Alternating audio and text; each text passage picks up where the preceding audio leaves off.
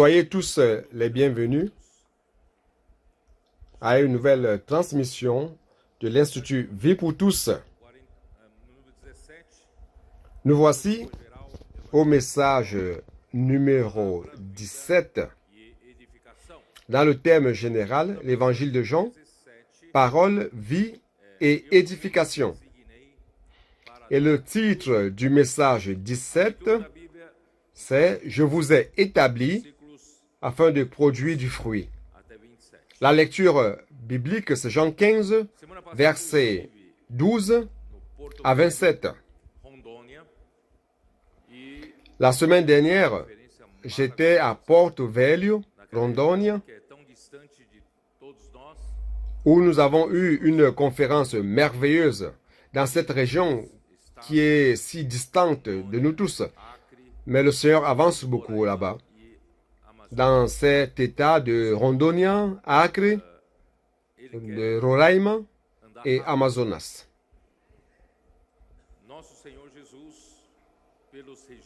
Le Seigneur veut avancer rapidement. Notre Seigneur Jésus, par les enregistrements de l'Évangile de Jean, nous nous rendons compte qu'il est venu ici sur la terre avec un seul objectif, qui est de faire la volonté du Père. Il n'avait rien d'autre en pensée. Son objectif, c'était de faire la volonté du Père. Il n'est pas venu ici sur terre pour faire sa propre œuvre. Il n'est pas venu chercher la popularité, bien qu'il le pouvait. Après avoir ressuscité Lazare, beaucoup l'ont suivi. Mais il n'a pas recherché une gloire pour soi-même. Mais il est venu extrêmement focalisé pour faire la volonté du Père. Donc, bien-aimés frères, ce que je veux dire par là, c'est que aujourd'hui, Dieu a besoin à l'Église de ce même type de détermination.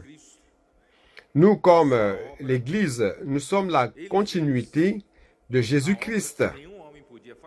Dans son œuvre, il a accompli l'œuvre qu'aucun homme ne pouvait faire. C'est-à-dire, la parole s'est incarnée et a vécu parmi nous, pleine de grâce et de vérité. Et il a dû souffrir pour nous. Pendant qu'il vivait ici sur terre, il a été persécuté par les leaders juifs. Il a été injurié, mal compris.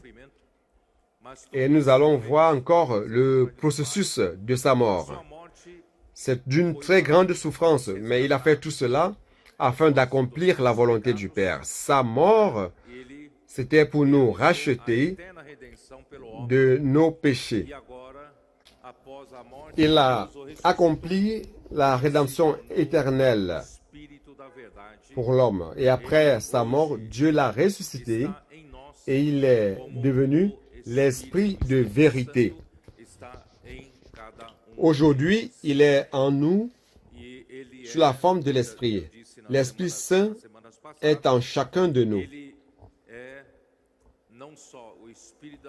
Je l'ai dit durant les semaines antérieures que non seulement il est l'Esprit de vérité,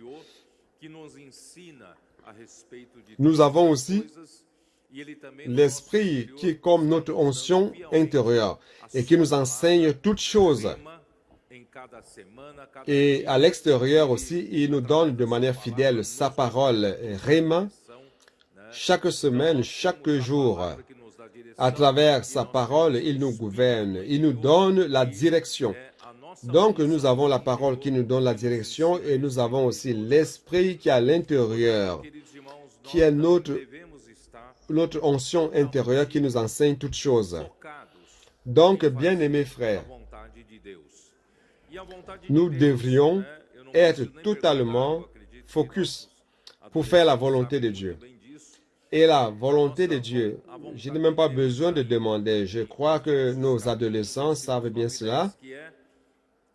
La volonté de Dieu, c'est dans Éphésiens chapitre 1, verset 9-10, qui est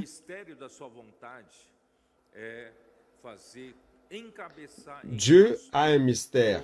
Et le mystère de sa volonté, c'est de faire que Christ soit autorité sur toutes choses. C'est-à-dire que Dieu désire que Christ soit le roi, qu'il soit la tête sur toutes choses.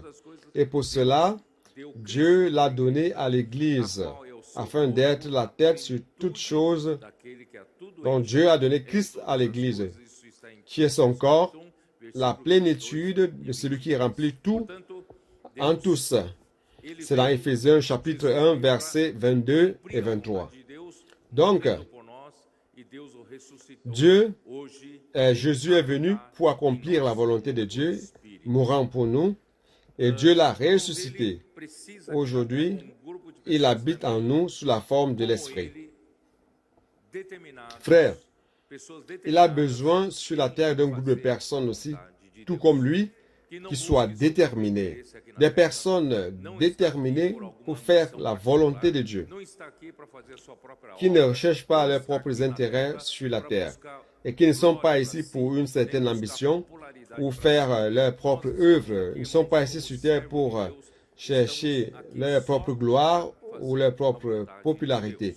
Frère, nous sommes ici, frère, comme serviteurs de Dieu. Nous sommes là uniquement pour faire la volonté de Dieu. C'est pour cela que j'ai mentionné au message passé, Matthieu chapitre 12. Là, il montre que Jésus était avec ses disciples et quelqu'un est venu lui dire que sa mère et ses frères étaient à sa recherche. Et Jésus, montrant de sa main les frères, les disciples qui étaient là, il a dit, « Qui sont mes frères et mes sœurs et ma mère? Sinon, ces disciples qui sont là. » C'est-à-dire, il a dit, « Ceux qui font la volonté de mon Père qui est dans les cieux sont mes frères, mes sœurs et ma mère. » Donc, frère, il était extrêmement focus pour faire la volonté de Dieu. Je vous ai aussi montré Matthieu chapitre 7, lorsque Jésus prévoyait déjà qu'au milieu de nous surgiraient de faux prophètes qui annonceront des belles paroles et se feront des disciples. Alors comment identifier ces faux prophètes? Car ils sont aussi connaisseurs de la Bible, ils parlent bien. Alors comment les reconnaître? Et Jésus nous a enseigné. C'est par le fruit qu'on reconnaît un arbre. Vous vous rappelez? Il a dit, un bon arbre ne peut pas produire de mauvais fruits. Et un mauvais arbre ne peut pas produire non plus de bons fruits. C'est pour cela que c'est par le fruit qu'on reconnaît l'arbre. Et qu'est-ce qu'il dit juste après? Dans Matthieu 7. Qu'est-ce qu'il dit? Seigneur Jésus, il dit ceci. Verset 21. Ceux qui me disent Seigneur, Seigneur, n'entreront pas tous dans le royaume des cieux. Mais celui-là seul qui fait la volonté de mon Père qui est dans les cieux. Frère, j'aimerais croire que vous êtes ici parce que vous faites partie de ce groupe de personnes. Nous ne voulons rien savoir d'autre. Nous voulons tout simplement obéir à la parole du Seigneur. Nous sommes ici pour faire la volonté du Père. Donc Jésus a dit, plusieurs me diront en ce jour-là, il s'agit de quel jour? De son avènement, la deuxième venue de Christ. Il établira un tribunal pour juger ceux qui ont cru au Seigneur. Il dit, plusieurs me diront en ce jour-là, Seigneur, Seigneur, n'avons-nous pas prophétisé par ton nom? N'avons-nous pas chassé des démons par ton nom? Et n'avons-nous pas fait beaucoup de miracles par ton nom? Alors je leur dirai ouvertement, je ne vous ai jamais connu. Retirez-vous de moi, vous qui pratiquez l'iniquité. Ici, Jésus considère tous ceux qui apparemment font une bonne œuvre chrétienne.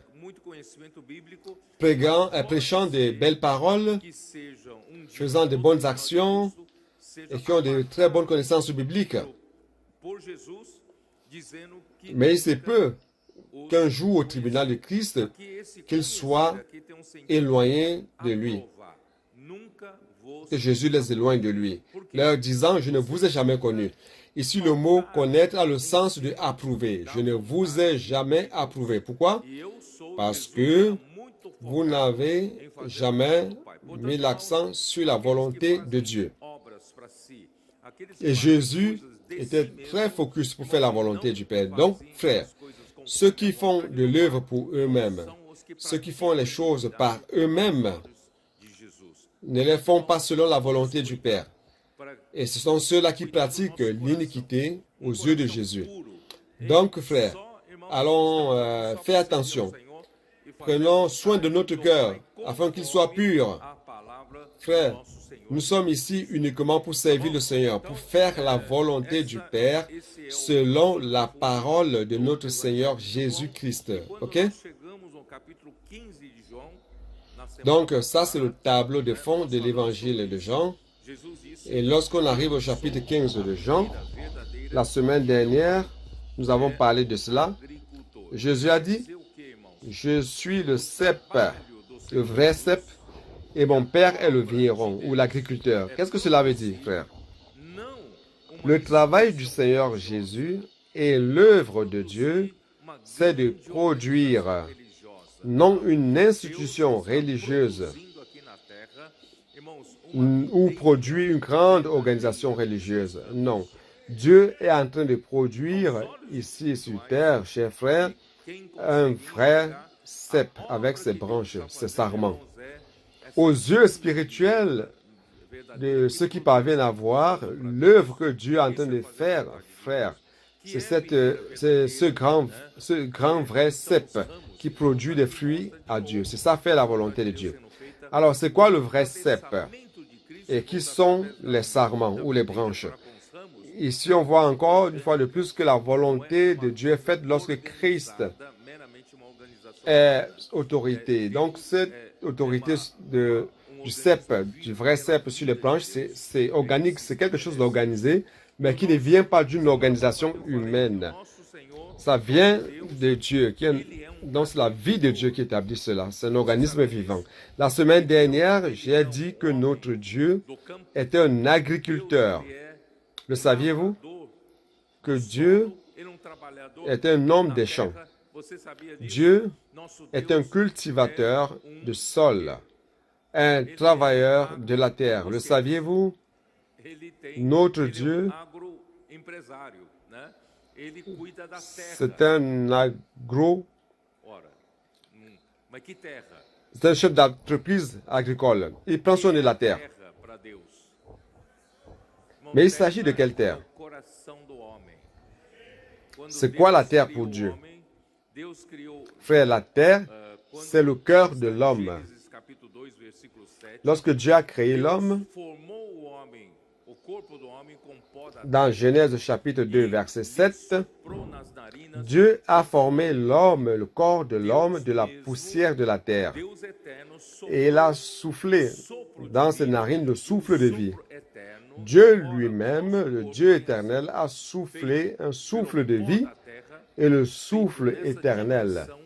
Bien que notre corps a été fait de la poussière de la terre, dans cette dimension dans laquelle nous vivons, cette dimension limitée par le temps et l'espace, mais notre création, à proprement parler, n'est pas matérielle. Ce n'est pas matériel. Dieu nous a créés de son souffle de vie.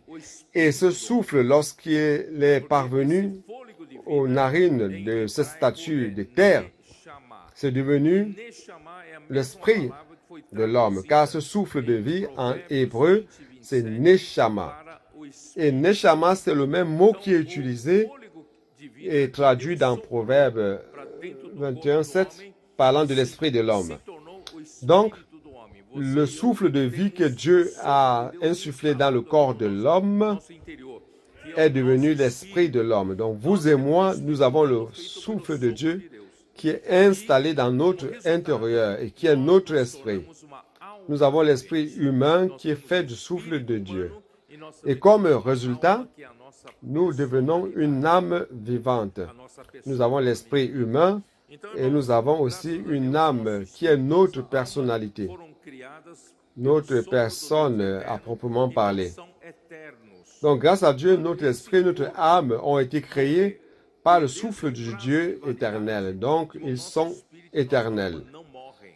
Lorsque ce corps mourra, lorsqu'il perdra sa date de validité, notre esprit ne meurt pas.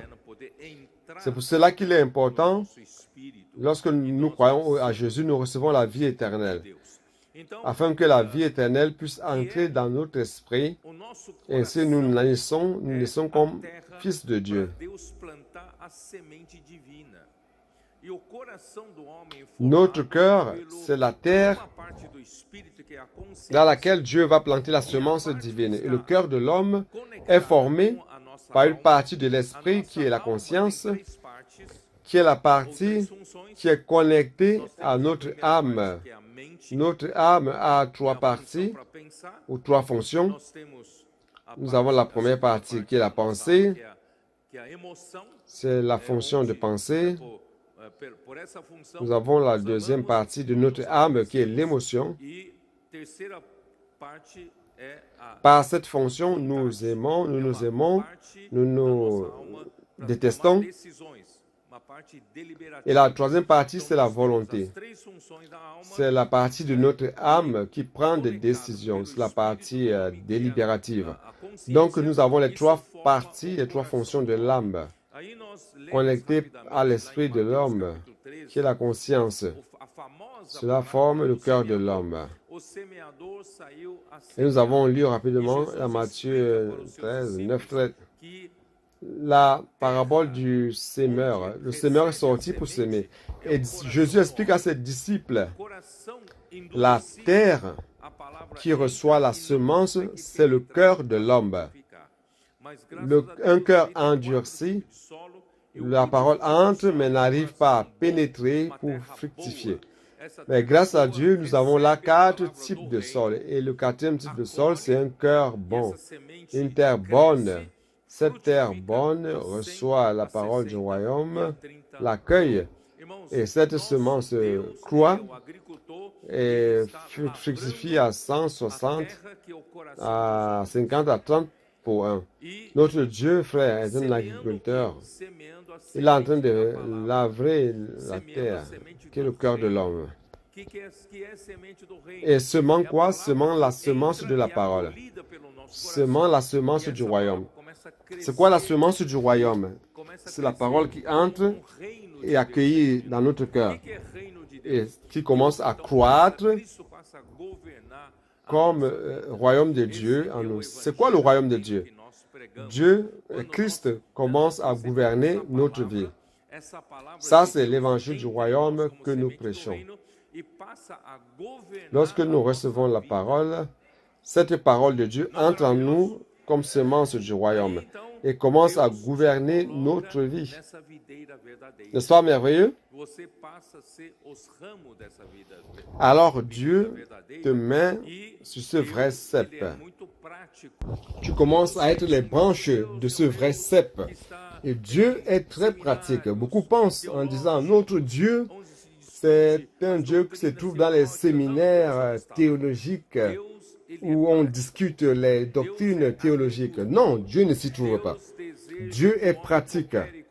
Dieu est agriculteur.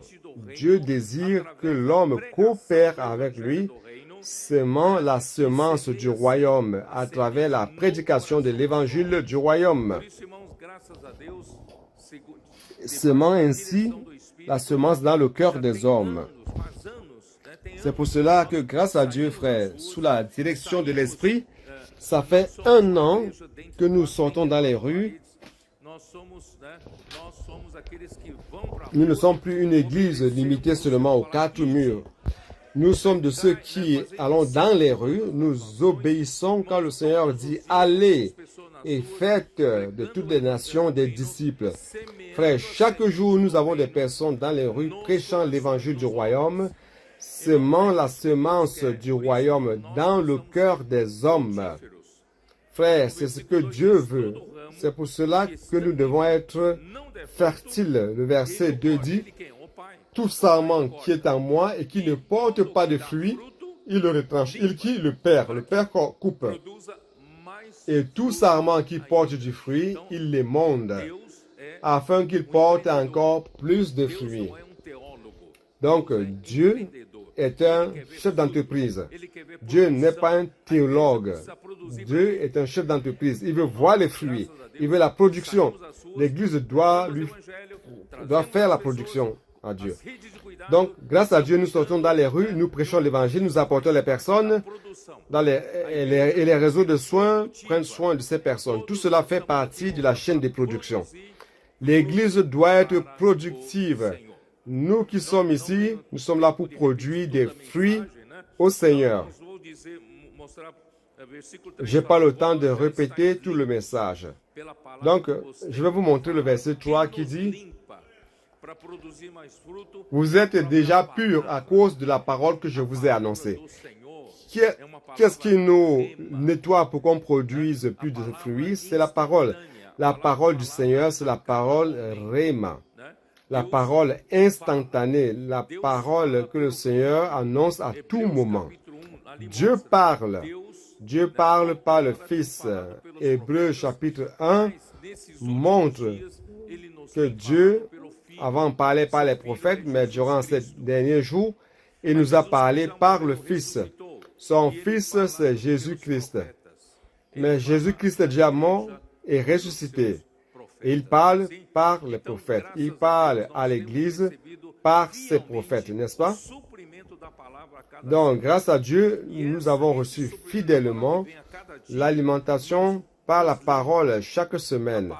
Et cette alimentation de la parole que nous recevons chaque jour, frères, cela nous nettoie. La parole nous nettoie. La parole enlève tous les éléments naturels en nous, du vieil homme, de la vieille créature, et met en nous des éléments divins, les éléments de Dieu. Donc, frères, grâce à Dieu, nous sommes en train d'être nettoyés par la parole. Le verset 5 dit, « Je suis le cep, vous êtes les sarments. Celui qui demeure en moi et en qui je demeure porte beaucoup de fruits, car sans moi, vous ne pouvez rien faire. » Vous ne pouvez rien faire. Aucun homme ne peut penser qu'il a la capacité d'aider Dieu à produire les fruits. Car sans le Seigneur Jésus, nous ne pouvons rien faire. Si une branche pense qu'elle peut faire une œuvre sans l'aide de l'arbre, alors cette branche sera retranchée et ce retranche va sécher. Donc nous faisons le travail étant lié à la vigne, au cep. Dans le verset 7, « Si vous demeurez en moi et que mes paroles demeurent en vous, demandez ce que vous voudrez et cela vous sera accordé. » Frère, moi comme sarment, comment je peux produire des fruits? Je dois demeurer dans le Seigneur. Mais comment demeurer dans le Seigneur? Car demeurer dans le Seigneur, c'est quelque chose d'abstrait encore. Comment je sais que je suis dans le Seigneur? Ici, il dit, si mes paroles demeurent en vous. Donc, comment est-ce que je sais que je demeure dans le Seigneur? C'est lorsque les paroles que le Seigneur nous annonce chaque jour, chaque semaine, demeurent en moi. Comment est-ce que je fais cette parole demeurer en moi? Grâce à Dieu, aujourd'hui, le Seigneur nous a donné un présent. À travers l'immersion de la parole que nos adolescents pratiquent, tous les colporteurs pratiquent, les frères et les sœurs aussi, sont en train de recevoir chaque jour le feuillet de l'immersion dans la parole. Frères, cela nous aide beaucoup. Cela nous aide grandement. À travers l'immersion dans la parole est en train de demeurer en nous. Lorsque la parole demeure en moi, alors je sais que je demeure dans le Seigneur. Frère, cela fait en sorte que je produise des fruits à Dieu. Produire des fruits, ce n'est pas par ma capacité, mais c'est la parole qui est à l'intérieur de moi qui produit les fruits. Et il dit, vous demanderez ce que vous voudrez et cela vous sera accordé. Lorsque je suis un avec le Seigneur, tout ce que je demande, c'est ce que le Seigneur lui-même veut demander.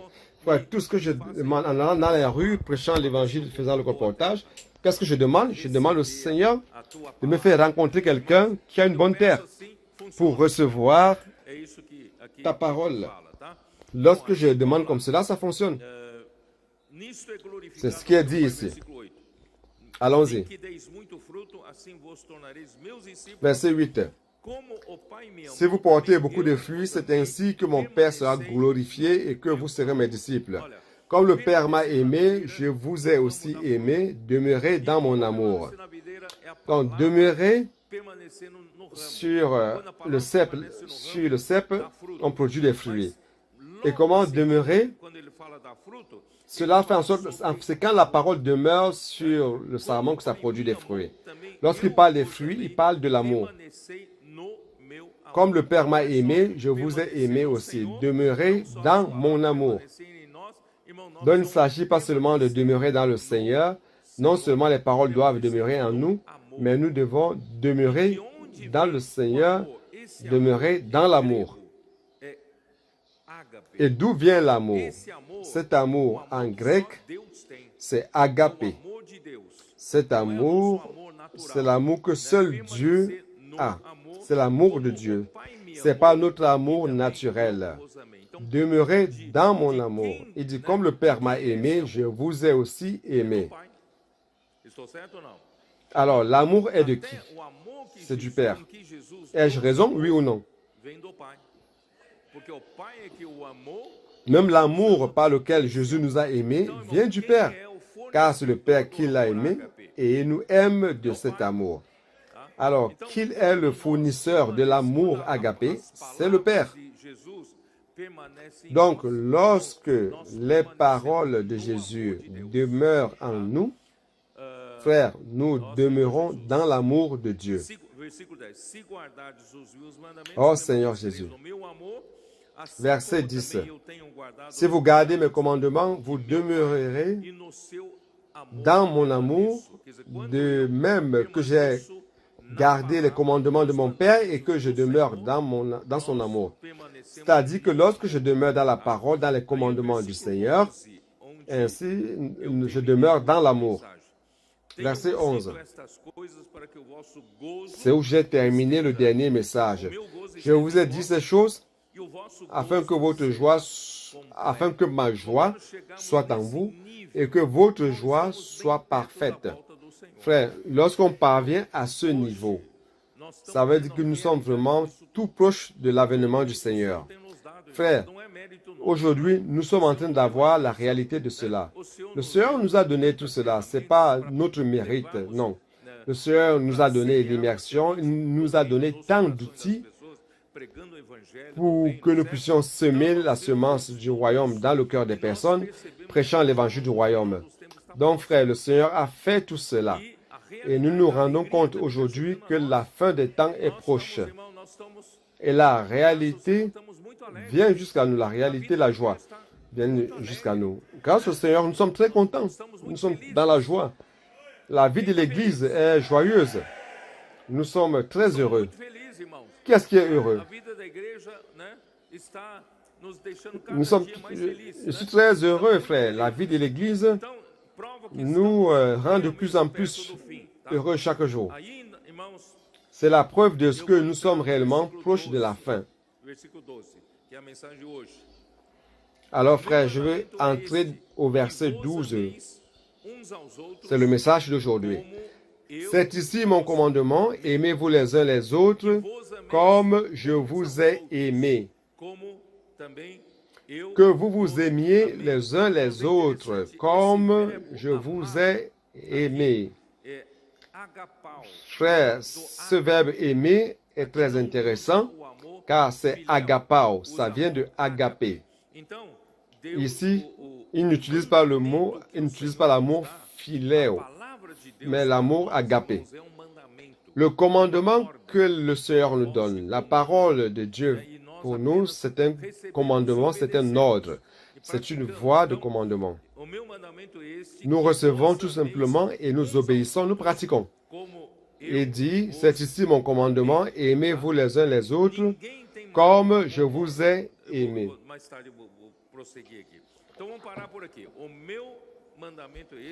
Plus tard, je vais continuer ici. Donc, je vais m'arrêter là. Mon commandement, c'est ici mon commandement, aimez-vous les uns les autres comme je vous ai aimé. Frère, je voudrais vous dire ceci, que la base de l'œuvre de Dieu, c'est l'amour. La base. Par exemple, nous avons parlé d'Éphésiens 3. Vous vous rappelez? Éphésiens 3. Lorsque j'avais dit qu'il était important que Christ habite notre cœur. Vous vous rappelez? La manière qui nous amène à accomplir l'œuvre de Dieu et que Christ habite dans notre vie, c'est l'inviter à habiter dans notre cœur. Que je ne dois pas être tout simplement un chrétien de nom. Je dois rechercher la réalité. Je dois inviter Christ à habiter mon cœur. Christ doit être le propriétaire de mon cœur. Il doit commander mes pensées. Il doit commander mes émotions. Il doit donner de l'ordre. Il doit donner l'ordre à ma volonté et à mes décisions. Donc, je dois inviter Christ à habiter mon cœur. C'est ce que Paul dit dans Éphésiens chapitre 3. Vous vous rappelez, verset 17, il dit ceci. En sorte que Christ habite dans vos cœurs par la foi. Et qu'est-ce qu'il dit après? Afin qu'étant enraciné et fondé dans l'amour. Donc, frère, invitant Christ dans mon cœur, je dois avoir la base. Et la base, c'est l'amour. Comment vais-je inviter Christ à habiter dans mon cœur s'il n'y a pas ce minimum de base qu'est l'amour? C'est-à-dire si je n'aime pas le Seigneur. Tout au moins, frère, j'invite Christ à habiter dans mon cœur parce que j'aime le Seigneur. Après avoir cru au Seigneur Jésus, un amour est né à l'intérieur de moi, l'amour agapé, l'amour par lequel j'aime Dieu, j'aime notre Seigneur, n'est-ce pas? Donc la base de tout travail de Dieu doit être l'amour agapé. Donc la fondation de l'œuvre de Dieu dans notre vie et la base de l'œuvre de Dieu dans notre vie, c'est l'amour. C'est correct? Ok. Maintenant, je peux entrer avec vous dans 1 Corinthiens 13. Allons-y.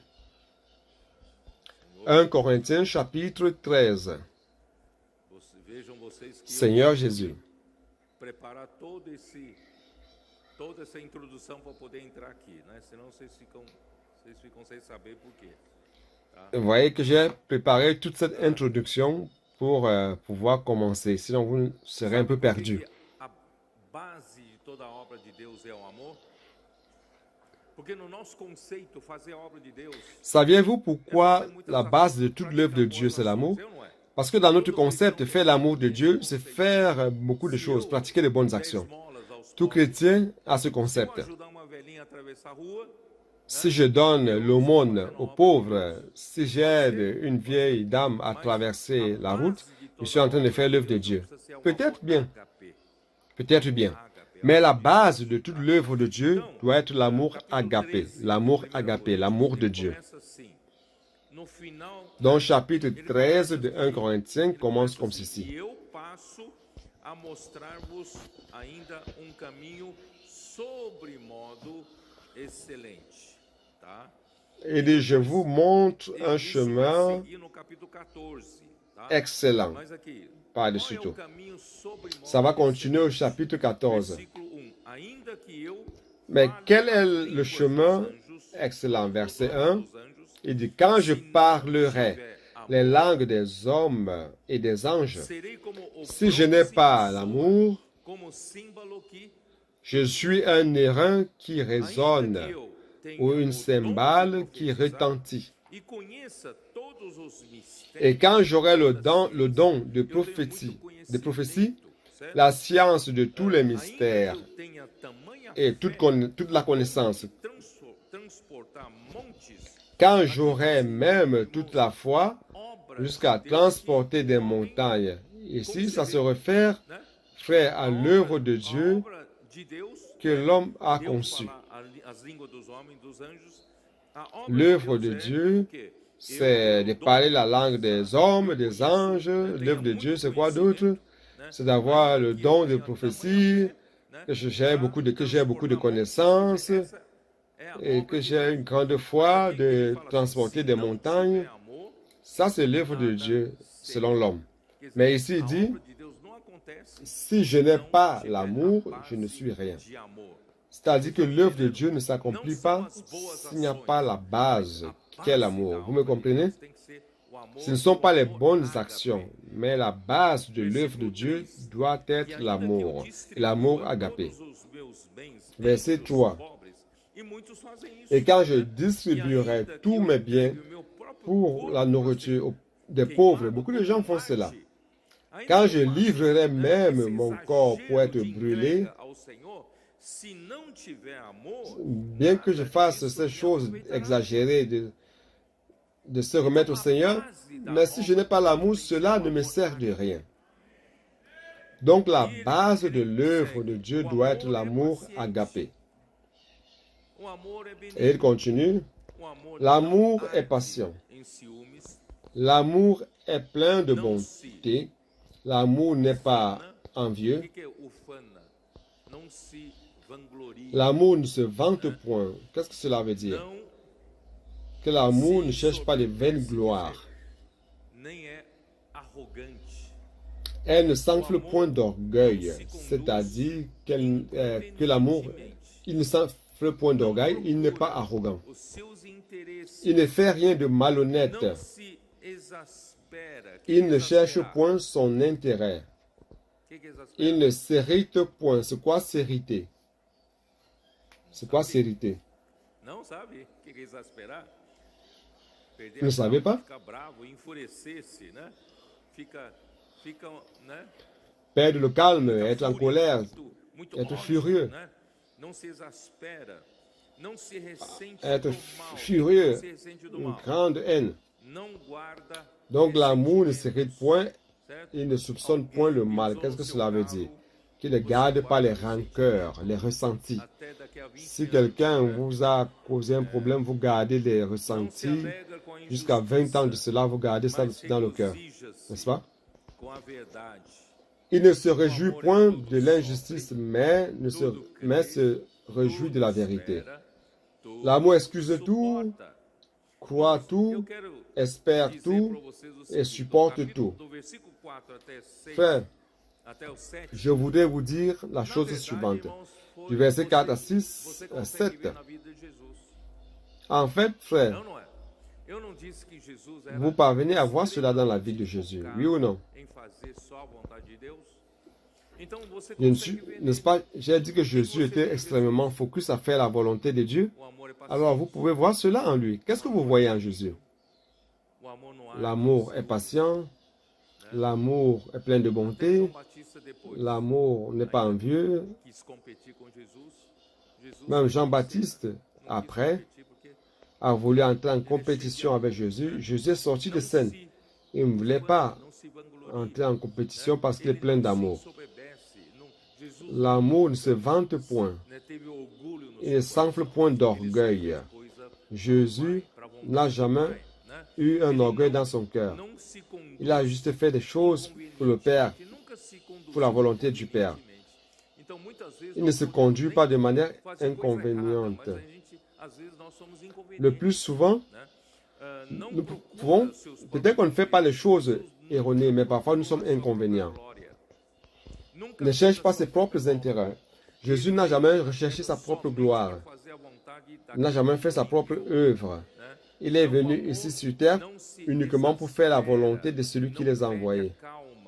Donc l'amour ne s'exaspère point, ne perd point le calme. La seule fois qu'on a vu que Jésus était indigné, c'était lorsqu'il est entré dans le temple et a commencé à expulser les changeurs. Vous vous rappelez? Mais ça aussi, ce n'était pas une exaspération. Où il était, c'est parce que la Bible explique que le zèle de ta maison me consomme. Donc c'est le zèle pour la maison de Dieu. Quoi d'autre? L'amour ne garde pas de ressenti, des rancœurs.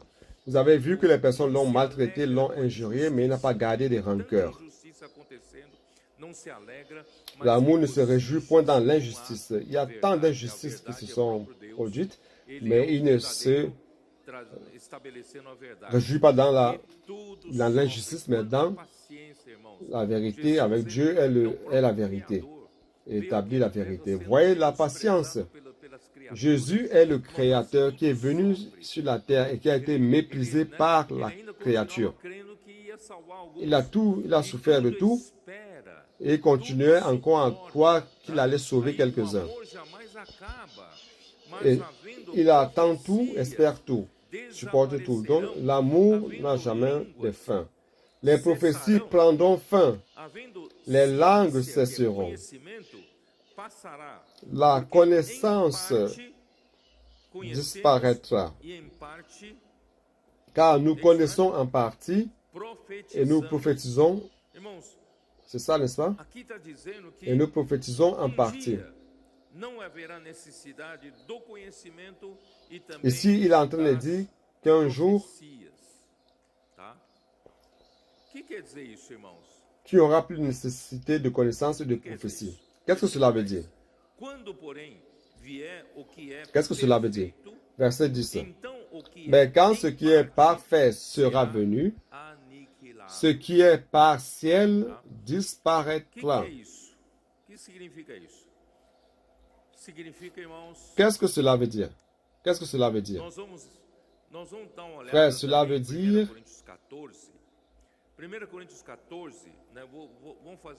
On peut voir aussi 1 Corinthiens 14.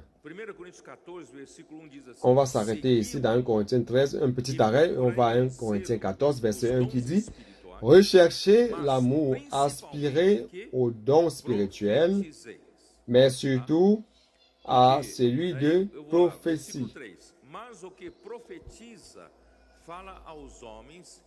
Verset 3.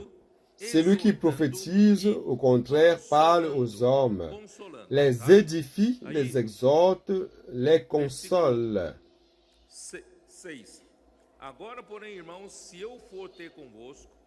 Verset 6.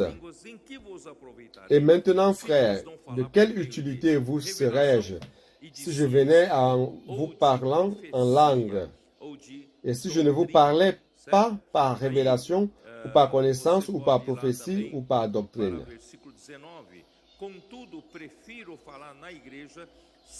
On parle au verset 19 aussi. Mais dans l'Église, j'aime mieux dire 5 paroles avec mon intelligence, afin d'instruire aussi les autres que 10 000 paroles en langue. Donc Paul est en train de dire ici que le meilleur don pour l'édification de l'Église, c'est le don de prophétiser. Verset 23.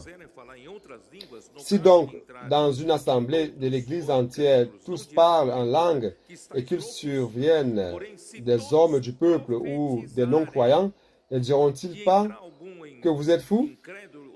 Mais si tous prophétisent et qu'il survienne quelques non-croyants ou un homme du peuple, il est convaincu par tous, il est jugé par tous.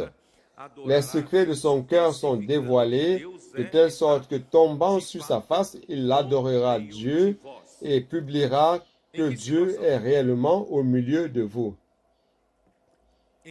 Dans quelle situation? Que nous tous nous prophétisions la parole. Amen. Grâce à Dieu, cela est en train de se produire durant nos jours. Nous faisons l'immersion dans la parole. Nous prophétisons la parole prophétique à travers l'immersion. frères, les personnes, les adolescents apportent leurs amis, amènent leurs amis et leur disent, venez voir. Ils participent à l'immersion et ils sont touchés. La parole prophétique parle au cœur, au fond de leur cœur. Et qu'est-ce qu'ils vont dire? Qu'est-ce qu'ils disent? Dieu est réellement parmi vous. Personne n'a expliqué ce que nous faisons, mais tout d'un coup, par le fait de prophétiser la parole, ils ont pu rendre témoignage que Dieu est réellement parmi nous. Alors, verset 26. Que faire donc, frères, lorsque vous vous assemblez? Les uns ou les autres parmi vous ont-ils un cantique, une instruction, une révélation, et ainsi de suite, ainsi de suite? Que tout se fasse pour l'édification. Verset 31. Car vous pouvez tous prophétiser successivement, afin que tous soient instruits et que tous soient exhortés. Très bien. Pourquoi est-ce que j'ai lu tout cela? Frère, cela c'est pour montrer qu'aujourd'hui, nous ne sommes pas encore arrivés en ce jour-là à la perfection. Et nous allons vers ce qui est parfait. Et qu'est-ce qui est parfait? C'est l'amour de Dieu. L'amour de Dieu, c'est ce qui est parfait. Donc, frère, aujourd'hui, comment pouvons-nous aller vers ce qui est parfait? Aujourd'hui, c'est d'avoir l'amour de Dieu chaque fois plus en nous, n'est-ce pas? Et ainsi, nous allons parvenir à ce qui est parfait. Et qu'est-ce qui nous amène l'amour de Dieu?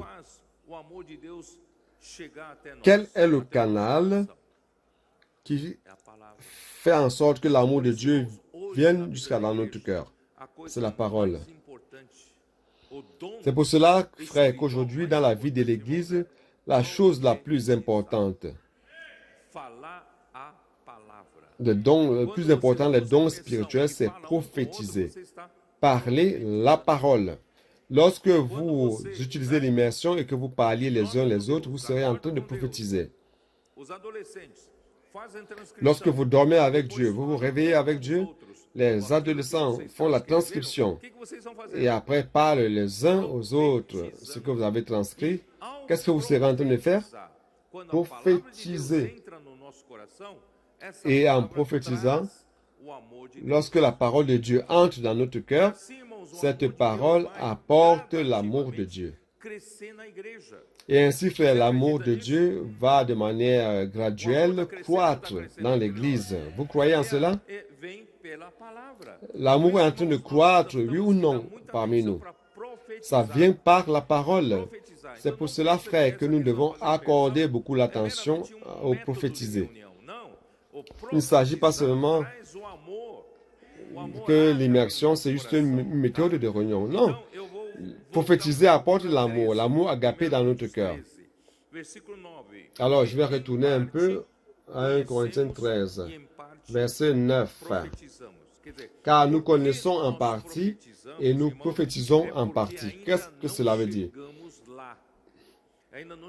Pourquoi nous prophétisons? C'est parce que nous ne sommes pas encore arrivés là. Nous ne sommes pas encore arrivés à ce qui est parfait. Et lorsque ce qui est parfait, tant que ce qui est parfait n'est pas encore arrivé, nous devons nous remplir de l'amour de Dieu qui doit nous amener à la perfection. Donc, pendant que le temps existe encore, nous vivons encore en partie. Verset 10. Mais quand ce qui est parfait sera venu, ce qui est parfait, frère, c'est l'amour, c'est Dieu lui-même. Dieu est amour. Donc Dieu même qui est amour, qui est la perfection, lorsque ce qui est parfait sera venu, ce qui est partiel disparaîtra. Donc il n'aura plus besoin d'exister ce qui est en partie, ou ce qui est partiel. Lorsque j'étais enfant, je parlais comme un enfant, je pensais comme un enfant. Je raisonnais comme un enfant. Lorsque je suis devenu homme, j'ai fait disparaître ce qui était de l'enfant. Donc, plus l'amour de Dieu, à travers la parole, vient me remplir, je vais croître. Je vais croître. Croître principalement dans la parole, croître dans l'amour.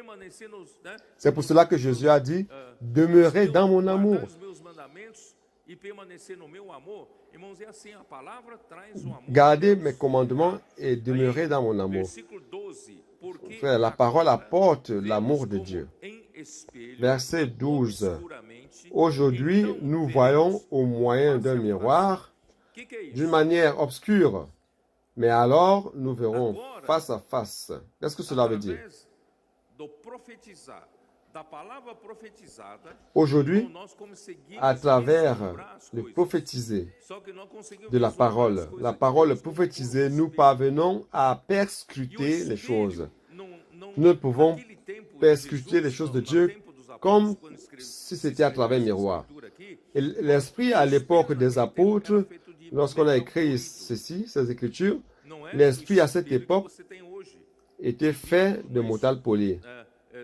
que reflete Le miroir, pardon. Le bem miroir a était fait imagem. de métal Naquele poli. tempo, C'est pas o espelho aujourd'hui, era comme aujourd'hui, metal polido, on a, principalmente où on a bronze. un miroir de vitre qui reflète bien. À l'époque, c'était Polimento bem à feito, base de métal que poli, du reflete essa bronze, imagem. bronze Então, a poli. imagem nunca era Donc, perfeita. polissait E hoje nós le temos bronze uma et ça imagem reflétait quase à l'image. perfeição, não é isso? Donc, l'image Os n'était nossos jamais espelhos. parfaite. Então, Mais naquele aujourd'hui, on a une tempo, image qui est você presque parfaite, n'est-ce pas? contempla Dans nos como se miroirs. você contemplasse Mais à as cette coisas époque-là, de Deus, irmão, ainda não nitidamente, tá?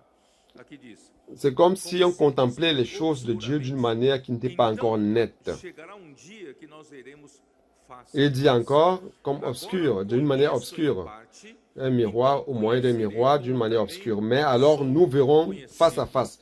Aujourd'hui, je connais en partie, mais alors je connaîtrai comme j'ai été connu.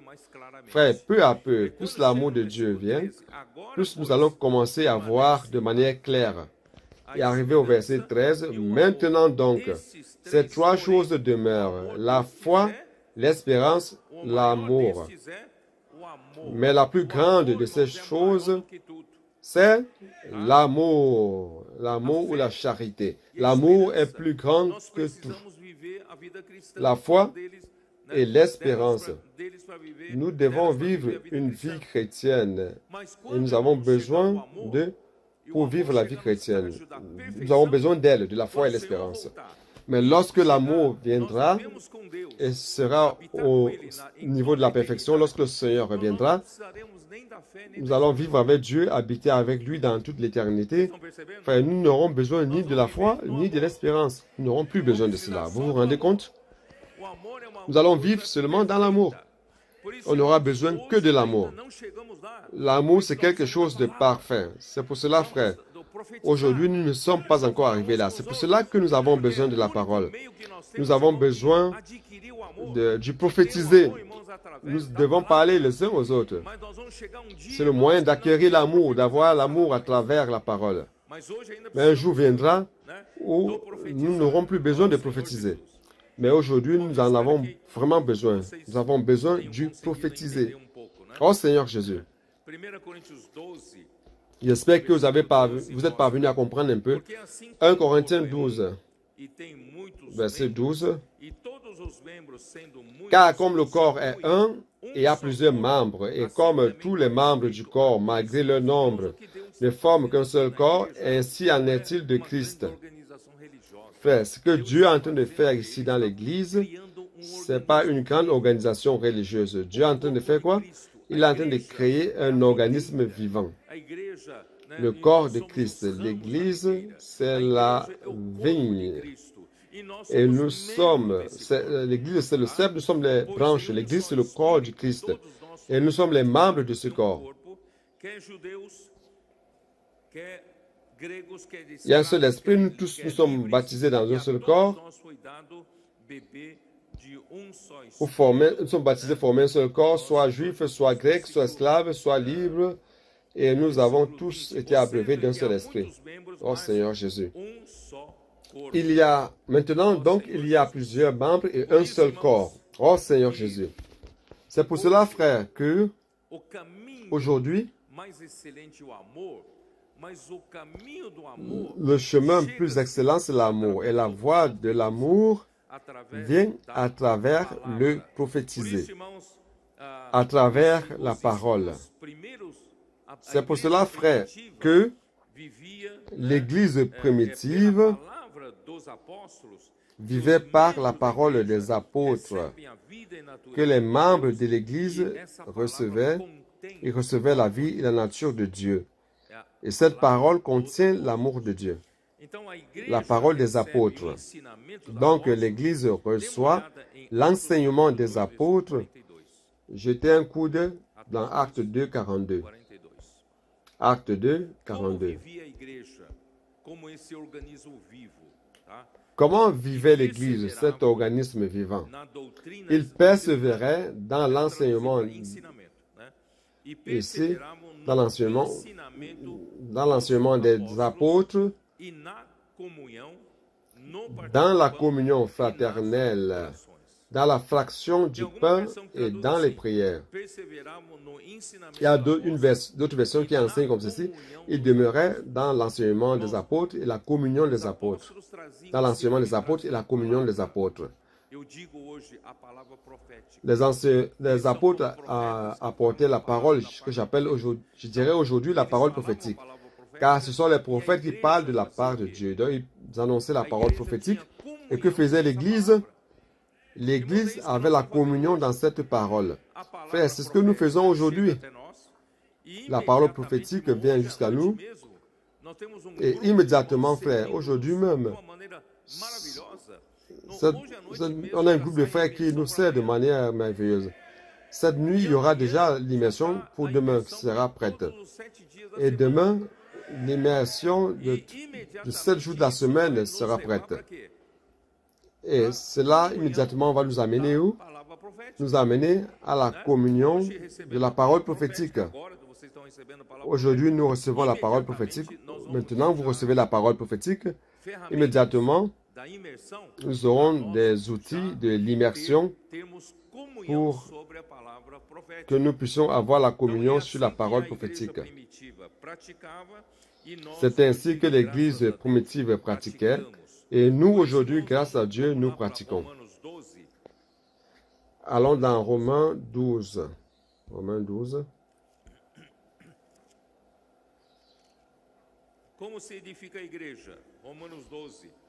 Comment on édifie l'Église? Romains 12. Avec les dons. Verset 7, 8. Quels sont les dons? Quels sont les dons importants ici? Verset 7.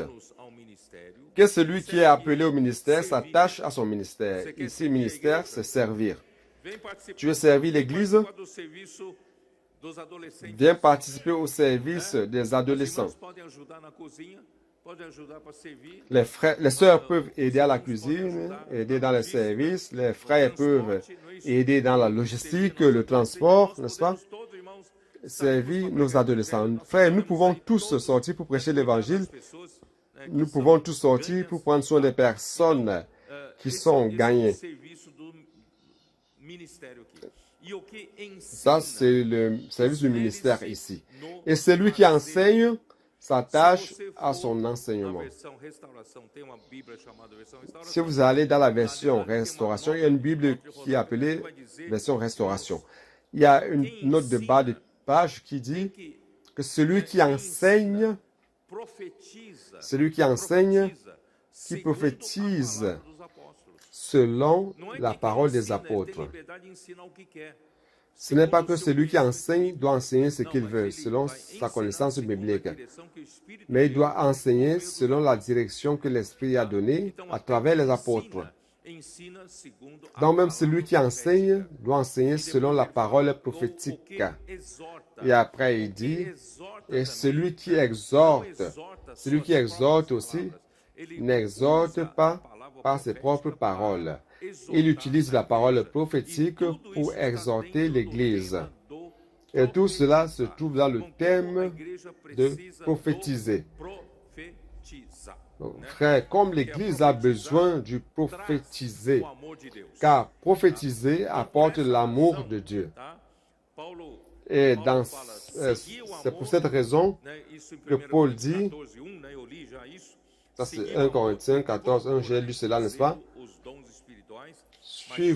Suivre l'amour et chercher avec zèle les dons spirituels, mais principalement prophétiser. Très bien. Frère, pourquoi l'amour est si important? Qual o Pourquoi l'amour de efeito Dieu est si do important? amor de Deus, o efeito Quel est prático l'effet de do amor l'amour de de Deus Dieu? faz entre L'effet nós? pratique que l'amour de Dieu Deus não, o accomplit Pai parmi não nous. confiou Frère, ao Filho a Dieu, edificação da igreja. le Père n'a pas Vocês confié se au Fils lembram l'édification de de Mateus l'Église. 16, Vous vous rappelez 16, de Matthieu quando foi revelado à 17, igreja? n'a-t-il pas confié l'édification à Jésus? Jesus perguntou para Vous vous Pedro, rappelez de né, Matthieu para seus 16, discípulos, e vós, vous vous rappelez, oui ou non? né? Jésus a demandé aux Aí disciples, et Simão vous, Pedro disse, tu que és o dites-vous qui je Cristo, suis? Simon Pierre a dit, Filho do Deus tu es le vivo, Christ, né? le Fils du Aí Dieu vivant. Jesus disse o N'est-ce quê? pas? Não foi carne Et Jésus, nem qu'est-ce que sangue Jésus que a dit? revelou isso para você. Ce n'est pas le sang ou le chair et la chair qui t'ont révélé cela, mais mon Père qui est dans les cieux Eu sou o Cristo, qui te l'ont o Filho révélé. do Deus vivo. Que je suis Aí le em Christ, seguida ele disse, le Fils eu du Dieu também vivant. te digo, Et juste après, il dit, moi aussi je que te tu es dis Pedro, que tu es sobre a Pierre, rocha, et sur le rocher, j'édifierai mon église, et les portes du Hadès, de l'enfer, ne prévaudront point contre elle. Frère, Jésus a reçu une charge du Père d'engendrer l'Église et édifier l'Église. Alors, je demande comment Jésus parvient à édifier l'Église. Il est mort et ressuscité. Aujourd'hui, il est assis à la droite du Père. Mais ce travail de l'édification de l'Église ne s'est pas terminé. Et qui est-ce qui continue cette œuvre d'édification? C'est lui à travers l'Église. Vous et moi, frères, nous avons été chargés de faire l'œuvre de l'édification de l'Église. C'est correct, oui ou non? Amen. Donc, allons-y. Comment est-ce qu'on édifie l'Église? Comment on édifie l'Église? C'est pas l'amour. Je vous ai déjà dit que toute l'œuvre de Dieu a comme base l'amour. Donc, c'est l'amour qui nous amène à édifier l'Église.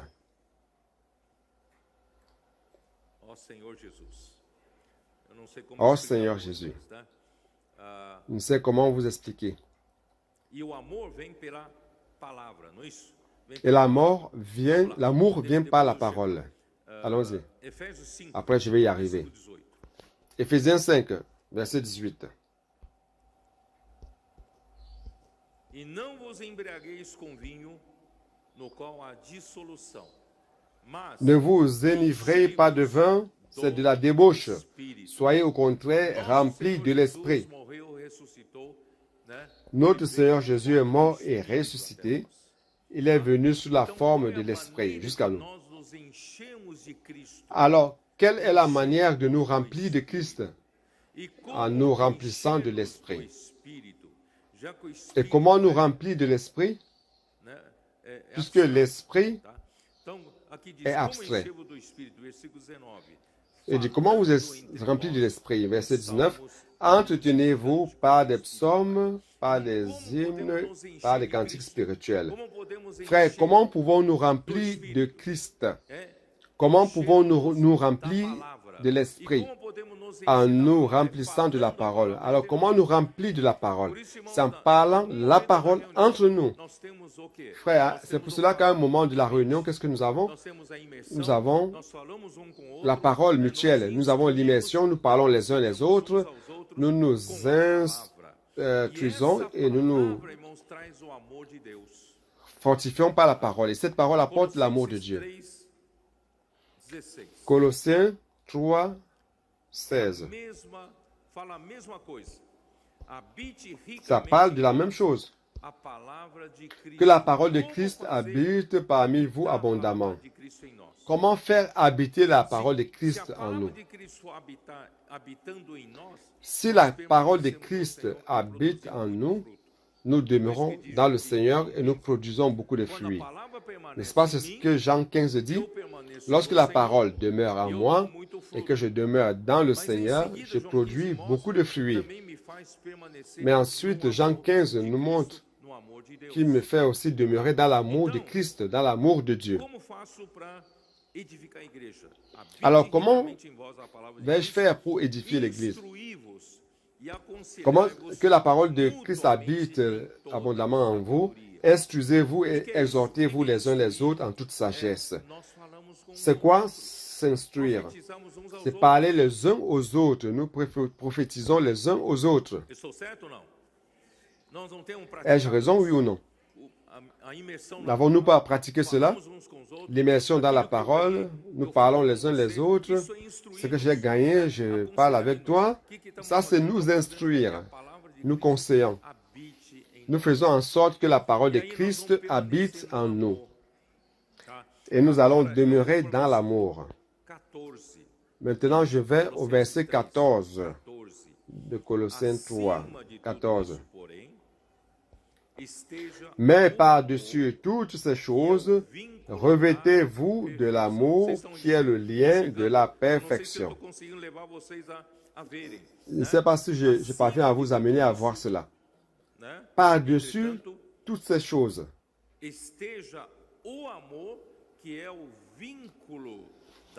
Qu'il y ait de l'amour. Revêtez-vous de l'amour qui est le lien de la perfection.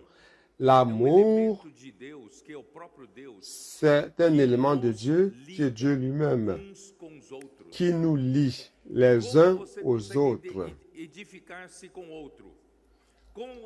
Comment parvenez-vous à vous édifier les uns les autres? Comment parvenez-vous à être connectés à un autre membre du corps de Christ? Comment parvenez-vous à être liés les uns aux autres, frères? Il n'y a qu'un seul élément de Dieu qui nous lie. Quel est l'élément de Dieu qui nous lie? C'est l'amour de Dieu. C'est pour cela, frère, que lorsque, par la parole de Dieu, nous recevons l'alimentation qui vient par l'amour, et que nous servions tous ensemble, que nous recevions l'amour comme alimentation, et que nous servions tous ensemble, sortant pour prêcher l'évangile, ou colportage, ou servant les adolescents, ou prenant soin des personnes dans les réseaux de soins. Frère, lorsque nous servons ensemble, l'amour vient jusqu'à nous, l'amour nous lie. L'amour, c'est comme une colle. Ça nous colle les uns aux autres. Si vous regardez votre voisin, si vous avez de l'amour, vous allez voir que vous collez à lui. Vous êtes collés les uns aux autres. Frère, c'est ce que Dieu est en train de faire parmi nous. Donc l'amour, c'est le lien de la perfection. Et la perfection, c'est l'amour même. Il nous lie, nous attache. Frère, réellement, ce qui nous lie, ce n'est pas seulement l'amitié naturelle. Ce qui nous lie, qui nous unit, c'est l'amour de Dieu. Donc, plus nous sommes immergés dans la parole, plus l'amour de Dieu vient jusqu'à nous. Et plus nous sommes édifiés. Et il existe une version de la Bible, qui est la version juive complète, où il est dit, l'amour nous unit avec perfection. L'amour, c'est le seul élément qui nous unit avec perfection et nous amène à la perfection. C'est pour cela, frère, que le prophétiser fonctionne. Le prophétiser veut obtenir ce résultat. Oh Seigneur Jésus. Pour Colossiens 2:2, jetez un coup d'œil. Afin qu'ils aient le cœur rempli de consolation, qu'ils soient unis dans l'amour.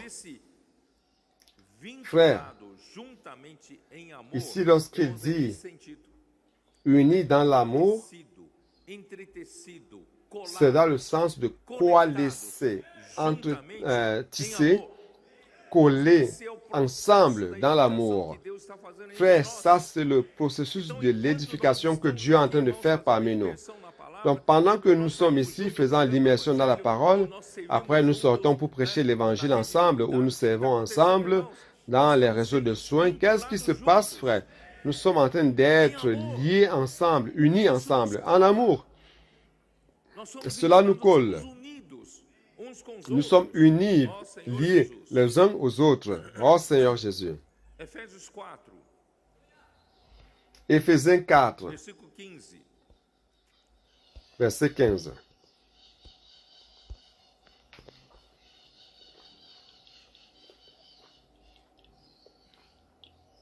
Mas seguindo a verdade em Mais que amor, professant la vérité dans l'amour, a verdade é sempre com a base no amor, tá?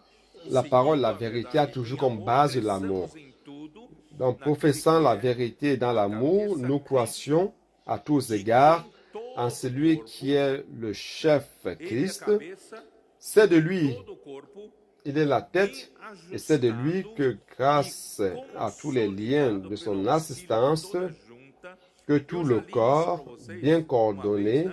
je vous ai déjà lu cela une fois, Aqui, né?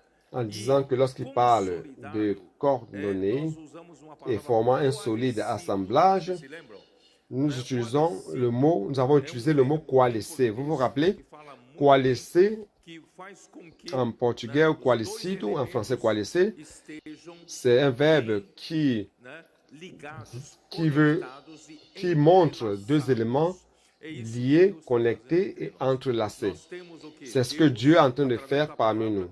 Deus, então, Qu'est-ce que nos nous avons? une um amor ágape Nous voyons de que Deus, Dieu, à como travers la fios parole, il nous alimente de l'amour agapé Vamos pensar numa tecelagem comme les fils nuclear. verticaux. Como se Allons faz um penser tecido. à Nós precisamos de fios un longitudinais, tissu. fios verticais. Lorsqu'on tisse un tissu, O amor comment le de Deus tissu vem est como tissé? fios Il y a les verticais fils para nós, longitudinaux, através da palavra. que l'amour de Dieu vient comme des fils longitudinaux à travers la Esse amor parole. de Deus chega até nós, Et cet amour de Dieu, através da palavra, vient jusqu'à através nous, nós fazemos imersão, à travers la saímos parole, para servir junto. à travers le fait de faire l'immersion et de sortir pour Os fios servir ensemble. Ça produit en nous quoi? Les fils horizontaux, la relation entre vous et moi. Agora, eu e você, Premièrement, né, c'est Dieu et moi, et maintenant, só que vous meu et moi, relacionamento com horizontal. você, eu uso o quê para Mais me ma relacionar? relation avec vous, qu'est-ce que Eu uso o j'utilise suprimento do amor de pour Deus. cela? O amor J'utilise de Deus me supre l'alimentation do amor ágape, de l'amour eu de uso Dieu. esse amor ágape L'amour de Dieu para me relacionar m'alimente com de você. l'amour agapé et j'utilise cet amour agapé pour être en relation avec toi, E- e- pour os servir fios avec toi. Qu'est-ce qui se passe en ce moment-là? Les fils verticaux et horizontaux sont en train d'être entrelacés. Ça, c'est le mot coalescer. Donc, nous sommes en train de tisser un grand tissu d'amour, frère. L'Église n'est pas une institution religieuse. L'Église aura comme résultat ce grand tissu d'amour.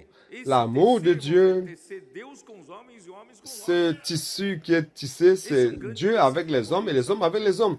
Ça, c'est le grand tissu d'amour que Dieu est en train de faire. C'est l'édification de l'Église. C'est pour cela qu'il dit de lui et grâce à tous les liens de son assistance, que tout le corps bien coordonné formant un assemblage, un solide assemblage, si son accroissement, selon la force qui convient à chacune des parties, c'est-à-dire que chacun, en faisant l'œuvre, n'est-ce pas, et s'édifie lui-même dans l'amour. Dans l'amour. C'est ça que le Seigneur est en train de faire. Oh Seigneur Jésus. Allons retourner à Jean. Jean chapitre 15. Oh Seigneur Jésus. Aí vou, né? Ninguém tem maior amor do que este, de dar alguém a própria vida em favor dos seus Il dit, amigos. personne n'a un plus grand amour que celui-ci de donner sa vie pour ses amis. Vous êtes mes amis si vous faites ce que je vous ordonne. Já não vos chamo servos, porque o servo não Je ne sabe vous o que appelle faz plus seu senhor, serviteur, mas car le tenho-vos serviteur ne chamado sait pas ce que amigos, fait son porque Seigneur. tudo quanto Mais ouvi je de vous meu appelle Pai mes amis, vos tenho dado car a tout ce que j'ai entendu de mon Père, je Ó vous Senhor ai, Jesus, aí je vem, vous l'ai não fait fostes connaître. vós que me Je vous ai les fait escolhestes connaître. a mim, pelo contrário, Et ce n'est pas eu vous qui m'avez vos choisi, escolhi a vós outros, mais bien au e contraire. vos designei, Je vous ai choisi designei para que et vades je e vous deis ai fruto, établi e o vosso fruto afin que vous portiez du fruit et que votre fruit demeure, afin que ce que vous demanderez au Père en mon nom, il vous le donne. Frère, qu'est-ce que cela veut dire? Tout cela veut dire. Amigo de Deus. Ami, Quem foi chamado Ami de de amigo Dieu. de Deus? Qui est-ce qui a Abraão été foi appelé chamado ami amigo de Dieu? Deus. Em Tiago 2, 23, Abraham a été olha appelé lá. ami de Dieu dans Jacques 2, 23. Allons lire rapidement. Tiago 2, Jacques Porque ele foi chamado 2, de amigo 23. de Deus. Pourquoi est-ce qu'il a été appelé ami Se de Dieu? cumpriu a escritura a qual diz: ora, Abraão creu em Deus.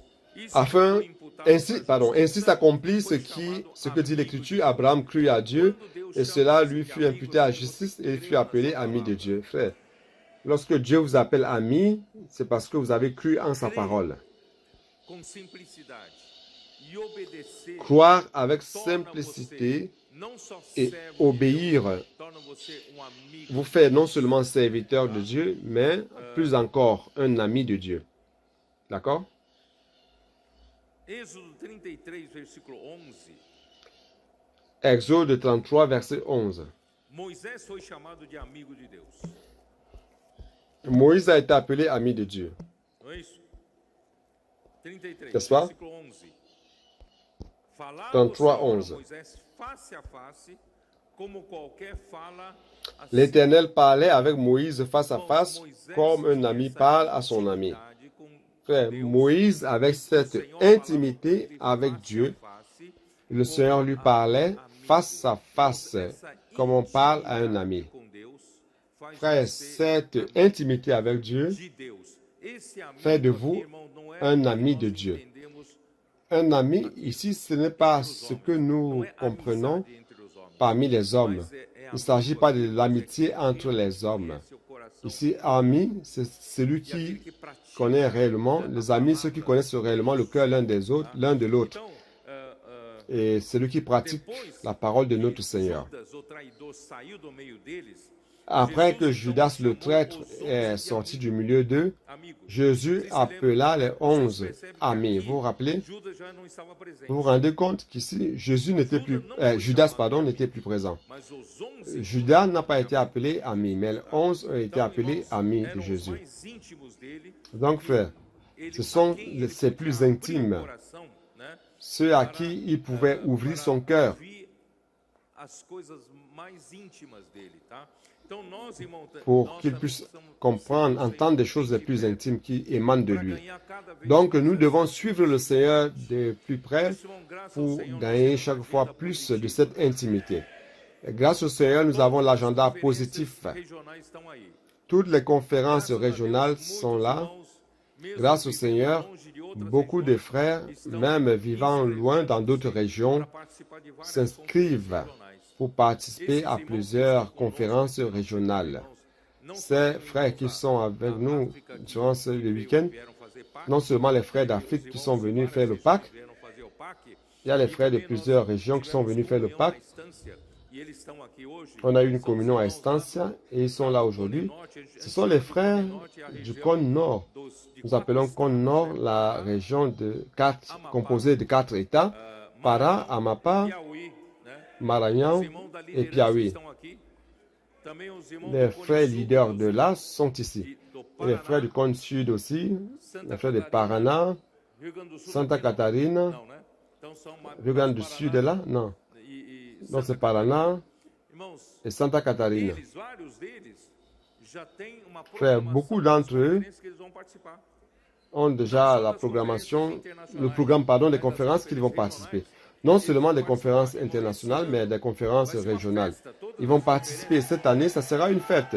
Toutes les conférences seront une fête.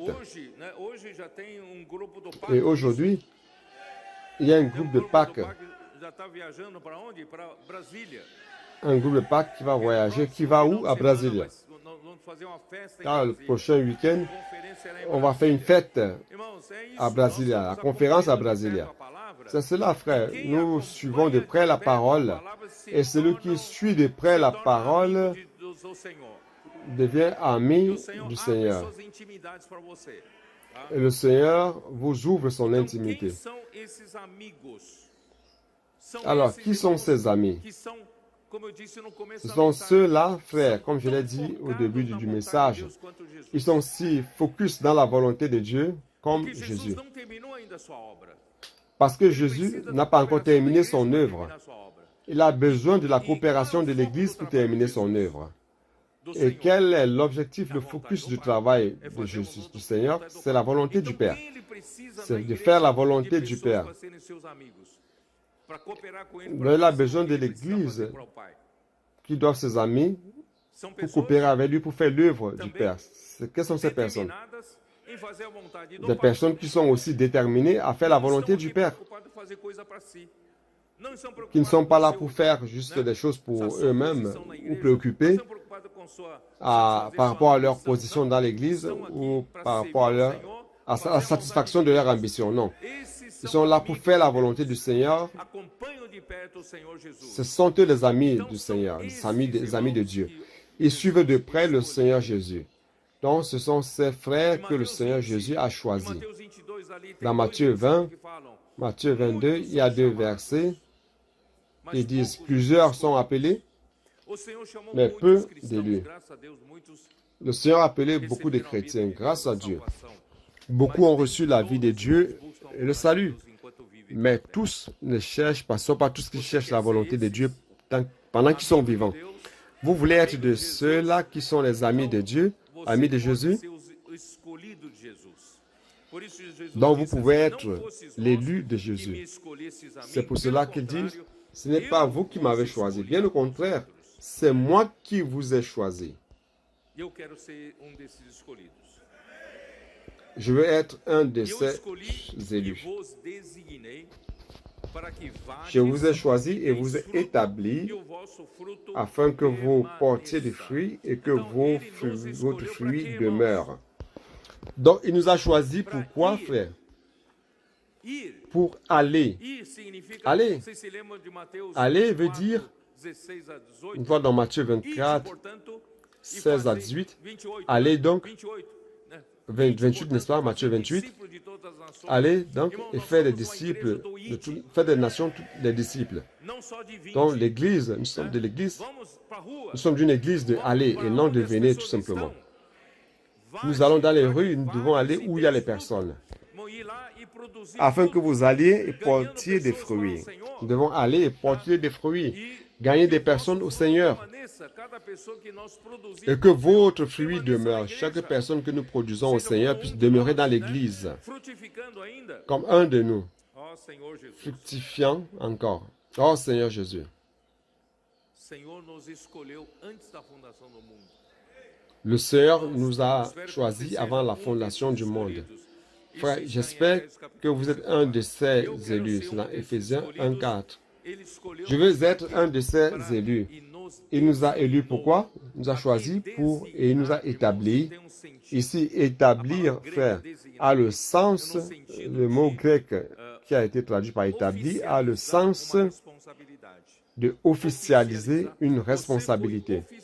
Officialiser, vous avez été officialisé par Jésus pour produire du fruit.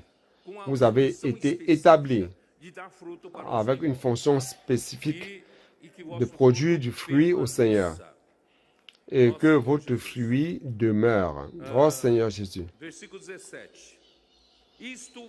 Verset 17. Ce que je vous commande, c'est que vous vous aimez les uns les autres. Frère, ce n'est pas une demande, c'est un commandement, c'est un ordre. Nous aimer les uns les autres, frère, c'est un ordre de Jésus. Mais comment pouvons-nous répondre à cet ordre? Ce n'est pas par notre force naturelle ou par notre capacité que nous parvenons à nous aimer les uns les autres, frère. Aimer les uns les autres, c'est par l'alimentation de la parole de Dieu. Dieu nous alimente de sa parole. Nous parlons cette parole les uns les autres. Nous nous édifions de cette parole. Et nous allons nous aimer les uns les autres. Si le monde vous hait, sachez qu'il m'a haï avant vous. Si vous étiez du monde, le monde aimerait ce qui est à lui. Mais parce que vous n'êtes pas du monde et que je vous ai choisi du milieu du monde, à cause de cela, le monde vous hait. Souvenez-vous de la parole que je vous ai dite. Le serviteur n'est pas plus grand que son maître. S'ils m'ont persécuté, ils vous persécuteront aussi. vossa. S'ils ont gardé ma parole, ils garderont aussi la vôtre. Tudo isso vos farão por causa do meu nome, porquanto não Mais ils vous feront conhecem toutes aquele ces choses à cause de mon nom, que enviou. parce qu'ils ne connaissent pas celui qui m'a envoyé. Oh Irmãos, Seigneur nós Jésus. éramos do mundo, mas o Senhor nos Frères, nous tirou do étions mundo du monde, e mais le nos Seigneur nous a sauvés du monde pra uma et il função nous a de dar établis fruto, tá? dans Por une isso, irmãos, o fonction mundo nos qui odeia. consiste à produire Nós- du fruit. nós saímos C'est do pour cela que le sistema. monde nous hait, Nós parce que estamos no nous sommes reino sortis du système du monde. Nous sommes pra dar dans fruto para le Deus, tá? royaume de Dieu Então, irmãos, pour produire du fruit à Dieu. D'accord? Donc, frères, por isso que em João 17, versículo c'est pour 14, cela que dans Jean 17, verset 14, eu lhes tenho il dit dado ceci, a tua palavra, e o mundo os odiou, je leur ai donné ta parole et le monde les a haïs, parce qu'ils ne sont pas du monde comme moi, je ne suis pas du monde. e sim que os guardes do Je ne mal. te prie pas de les ôter du monde, mais de les préserver du mal. Irmão, nosso Senhor Ils ne não é sont do pas mundo. du monde comme moi, E je você, ne então, suis também pas não du é do monde. mundo. Frère, notre Seigneur Se n'est pas você du não monde é et do vous mundo, aussi vous então n'êtes pas du monde. você não faz Si vous parte n'êtes pas du monde do et mundo, que vous ne você faites não pas é dele. partie du monde, Então, o mundo alors vous vai n'êtes te pas odiar. d'eux. Quando o Dans le mundo te monde ama, va vous haïr. você pode desconfiar Si de le alguma monde coisa errada, t'aime, né? Porque tu nós dois te não dire qu'il y a quelque somos chose do qui ne mundo. va pas. Car Nós nous ne estamos aqui sommes para pas du fazer a monde. vontade de Deus, tá? Nous sommes Ó ici pour Senhor faire la Jesus. volonté de Por isso, Dieu. irmãos, Oh Seigneur Jésus. Frère, c'est pour cela, não é o escravo maior, não é o servo maior do que o seu senhor. Esse escravo, né, irmãos, está em il dit l'esclave n'est pas plus grand que son maître. Ici, esclave, on voit dans 13, 16 aussi. João 13:16, em verdade vos digo, Jean que o servo 13, não 16. é maior En do que vérité, o en Senhor, vérité, je vous le dis, nem le serviteur n'est pas plus enviado grand maior que do son aquele Seigneur, que enviou. ni l'apôtre plus grand que celui qui l'a envoyé. Eu vou ler Frère, uma nota do King James atualizado, je vais lire une né, note que diz assim, King James escravo, servo, actualisée em qui dit grego, ceci. doulos, como em Esclave ou 13, serviteur, en grec c'est 16, doulos, o mundo comme dans reagirá 3, contra Cristo, 16, seus pardon, dans discípulos, 13, 16. Le monde réagira desconfiança, contre Christ, son Église et ses disciples par la haine, perseguição, la méfiance, sordidez, aliénation, insensibilité, persécution essa é uma nota de King James atualizado. Por isso, irmãos, et o puis mundo, cruauté. né, Donc c'est une tudo note de isso King James vos farão actualisée. Por causa do meu nome, por causa do nome do Donc, Senhor, o ils vous mundo feront vai cela nos odiar, porque nós à não cause de mon nom. À fazemos cause du nom parte du do Seigneur, le monde va nous Se haïr. eu- agora, Parce que se nous ne eu faisons não pas tivesse, partie voltando du lá, système. se eu não tivesse Retournons. falado, tá? Si je n'avais pas parlé, Versículo 22. Se eu não viera, verset nem 22, lhes houvera si je falado, n'étais pas venu pecado não et teriam. que je ne leur Mas eusse point agora não parlé, tem desculpa ils n'auront pas de péché. do seu pecado. Mais maintenant, ils Irmãos, n'ont se aucune Jesus não excuse de tivesse leur vindo péché. aqui na terra e Frère, si falado, Jésus n'était pas ele não venu tivesse ici sur ouvido terre o que Jesus et parlé, falou, não s'ils n'avaient teriam pas écouté ce que culpa, não teriam Jésus pecado. avait parlé, Mas ils agora n'auront Jesus veio. aucune Jesus culpabilité, falou, ils n'auraient né? Então, aucun irmãos, péché. essa mesma Mais Jésus est palavra venu vai et Jésus a condenar parlé. quem não crê, tá? Donc c'est cette Então, quem même me parole qui va odeia, condamner celui odeia qui também n'aura pas a cru. meu Pai. Celui qui m'aime est aussi mon Père. Frère, Levantado pelo diabo, acabam nos il y a des gens odiando. qui ont été suscités par le diable et qui ont fini par nous haïr. Quem nos Frère, odeia si nous faisons la também volonté de odeia, Dieu, né, celui a qui nous Jesus. hait Também est odeia aussi ao Jésus Pai. Nós estamos aqui, irmãos, é para et fazer est a aussi vontade do le Pai, Père. para Frère, fazer a nous sommes vontade ici pour faire la de volonté Deus, du Père. tá? Então, se Faire la volonté de Dieu. Quem, irmão, quem não crê já está julgado. E o que não crê, né? Celui Quem qui crê ne não é croit julgado, pas mas quem não est crê déjà já jugé. está julgado. Ah, celui qui croit Porquanto n'est pas não crê jugé. no Celui qui nome ne do croit pas unigênito est Filho déjà de jugé, Deus. car il n'a Isso pas está em cru João capítulo au 3, nom du Fils unique de 18. Dieu. C'est dans Jean Tá? 13, Então vamos verset lá, vamos 18. terminar. Se eu não tivesse feito, Então, allons versículo terminer. 24, se eu não tivesse Verset feito 24. entre eles tais Si je obras n'avais pas que fait aqui parmi eux vós des fez, œuvres que pecado não nul teriam, autre n'a mas faites, agora não ils n'auraient somente pas de têm péché. eles visto, Mais maintenant, mas também ils odiado les quanto ont a mim, vus como et ils a ont meu haï, Pai. et moi Isto, porém, et mon para que Père. se cumpra Mais cela est arrivé afin que s'accomplisse la parole qui est écrite dans leur loi. Ils m'ont haï sans cause. Frère, c'est cela. Ici il dit, si je n'avais pas fait parmi eux des œuvres que nul autre n'a faites. Frère, l'œuvre que Dieu est en train de faire parmi nous, c'est une œuvre qu'aucun homme ne peut faire, qu'un autre. L'œuvre que Dieu a faite à travers Jésus, c'est une œuvre qu'aucun homme n'a faite. Frère, c'est pour cela que si vous ne croyez pas ni à l'œuvre que Dieu fait, c'est un péché. Vous devez premièrement croire en la parole prophétique. Jésus est venu ici sur terre pour parler de la part de Dieu. Et les hommes n'ont pas cru. Jésus a dit, ok, si vous ne croyez pas en moi, croyez au moins aux œuvres que le Père a faites. Et même cela, ils n'ont pas cru. Alors aujourd'hui, frère, c'est la même chose. La parole est là. La parole donne tout ce résultat que vous voyez. Aujourd'hui, frère, la maison des adolescents, on vient d'inaugurer, c'était vendredi soir, la maison des adolescents à Soumaré, à Estância, à Havre-la-Ville. Frère, c'était une fête. Plus de 200 adolescents et capitaines étaient là. Frère, ce que le Seigneur est en train de faire, c'est quelque chose qui est totalement surnaturel. Aucun homme ne peut faire ce travail. Ces adolescents, frère, ils étaient inutiles avant, sans avenir, timides, extrêmement timides et totalement isolés de la société. Beaucoup d'entre eux s'enfermaient dans la maison et sortaient juste quand le père ou la mère appelait. Ils étaient sur le chemin de perdition. Mais grâce à Dieu, le Seigneur fait un miracle. Il est en train de monter une armée. Et cela ne se passe pas seulement au Brésil, frère, dans le monde entier. Aujourd'hui, en Afrique, il y a beaucoup d'adolescents qui sont en train d'être élevés. J'étais, à la fin de l'année, à Para, n'est-ce pas, donner une conférence à Castagnal. J'ai vu le miracle de ceux qui sont venus de Amapa, de Macapa. Ils sont venus combien? 45 adolescents. Ils ont voyagé 24 heures de navire, de bateau, pour venir à la conférence à Castagnal. Frère, c'est un miracle que le Seigneur est en train de faire. Sans parler de, vous savez, là, au lieu de la conférence à Castagnal, il y a une favelas il est plus beau d'appeler cela communauté, n'est-ce pas? Et qui est dans une condition de vie précaire.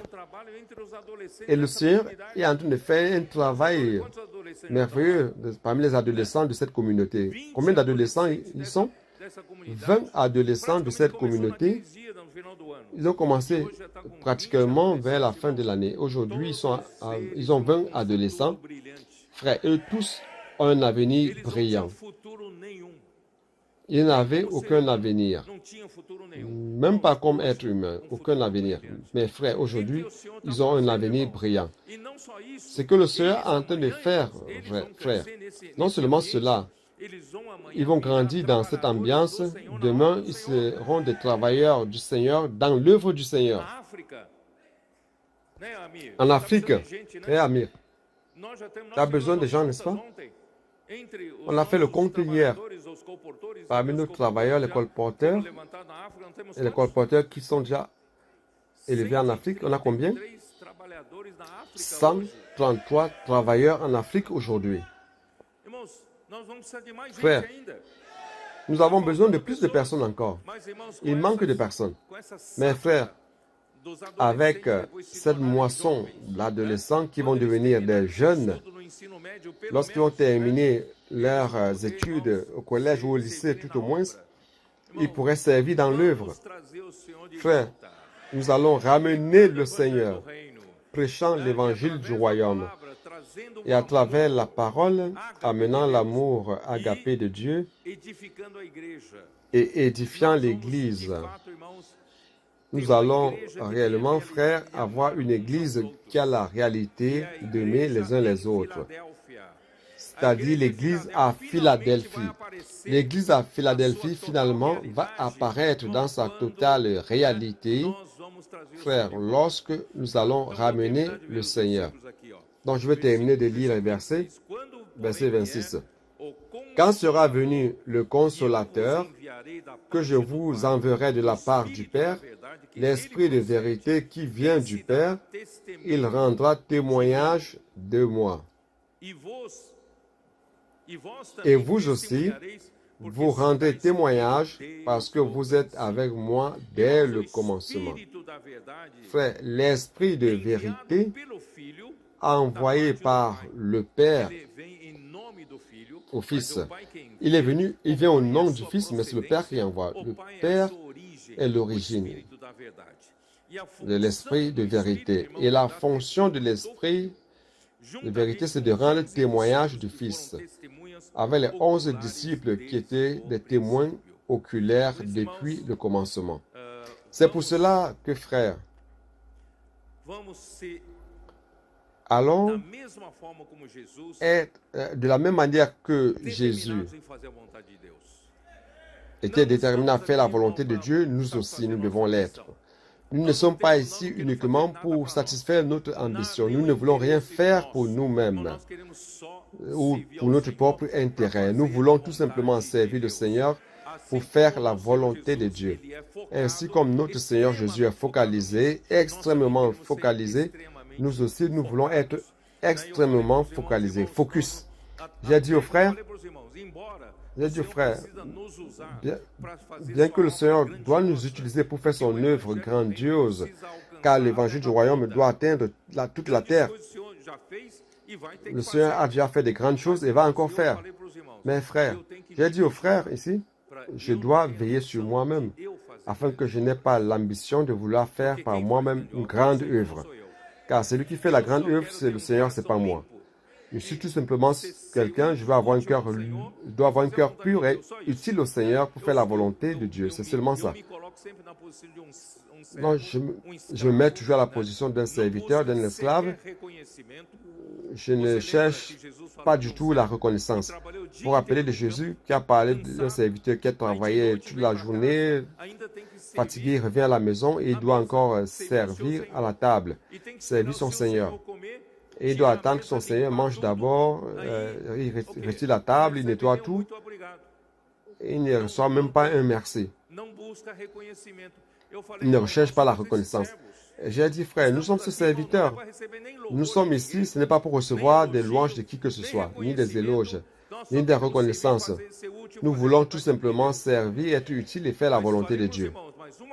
Mais j'ai dit aux frères, il y a une chose que je veux. Je veux la récompense. Je veux la récompense de régner avec le Seigneur durant 1000 ans. Ceux-là qui sont les amis de Jésus, ceux-là qui sont des gens choisis par Jésus, des élus de Jésus, vont régner avec lui durant 1000 ans. Jésus est le Seigneur. Amen.